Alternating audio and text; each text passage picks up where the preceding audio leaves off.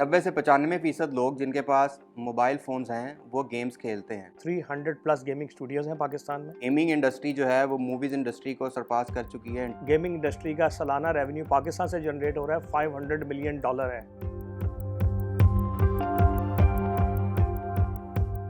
मेरा नाम जवाद अमजद है और मैं तकरीबन 8 साल से द गेम्स फ्रॉम स्टूडियोज़ के साथ मुंसलिक हूँ। जितने भी आईटी ग्रेजुएट्स थे या आईटी के जो जितने भी लोग थे, वो ज़्यादातर सॉफ्टवेयर डेवलपमेंट ही कर रहे थे।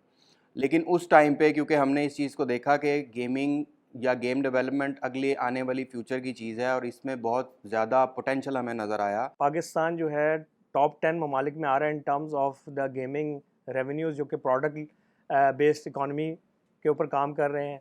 और इसमें सरफ़हरिस्त नाम एशिया से इस वक्त जो है वो टर्की और वियतनाम है, और पाकिस्तान जो है वो इनके साथ अब कम्पीट कर रहा है। 300 प्लस गेमिंग स्टूडियोज़ हैं पाकिस्तान में, और वाहिद इंडस्ट्री है पाकिस्तान में जो प्रोडक्ट बेस्ड है। नॉर्मली जो जितने हमारे बाकी इंडस्ट्रीज़ हैं वो सर्विसेज बेस्ड हैं। ये वाहिद इंडस्ट्री है पाकिस्तान में, गेमिंग इंडस्ट्री, जो made in Pakistan gaming products बना रही है, और दुनिया में मेड इन पाकिस्तान प्रोडक्ट्स का नाम रोशन हो रहा है। एक रिपोर्ट जो कि 2022 में शाया हुई थी, उसके मुताबिक बॉक्स ऑफिस रेवेन्यूज़ थे मूवीज़ के, वो तकरीबन $22 बिलियन थे globally.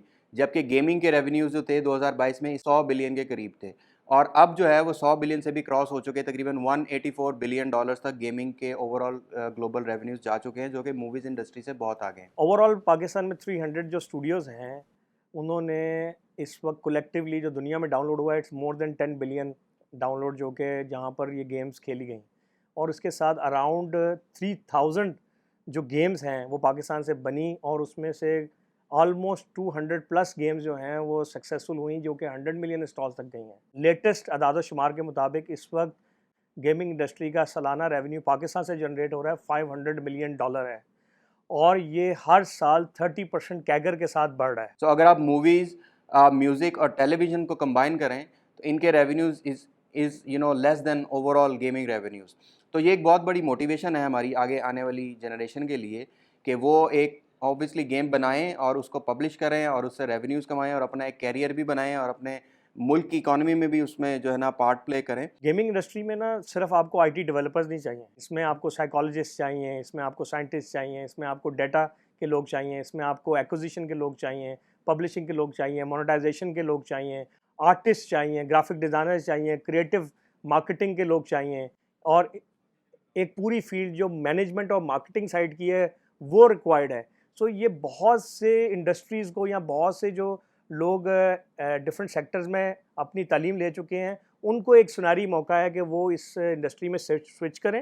As per the stats 90 से 95% लोग जिनके पास मोबाइल फ़ोन्स हैं, वो गेम्स खेलते हैं। तो ये भी एक इंडिकेटर है कि मोबाइल गेमिंग का फ्यूचर जो है वो बहुत ब्राइट है दुनिया में। पाकिस्तान की 20 इयर्स मीडियन एज है। इट मीन्स कि इतनी ज़बरदस्त हमारे पास यूथ तैयार हो रही है। अगर हमने इसको सही लाइन पे डायरेक्शन कर दिया और आईटी फील्ड में, गेमिंग फील्ड में इनको इनकरेज किया, तो क्या रिक्वायर्ड है? आपको सिर्फ इंटरनेट और लैपटॉप रिक्वायर्ड है। अगर आप पाकिस्तान को बेहतरीन इंटरनेट सर्विस नहीं देंगे, तो जो हमारे ख्वाब हैं या गवर्नमेंट के ख्वाब हैं $25 बिलियन को अचीव करने के, वो कभी पूरे नहीं हो सकते।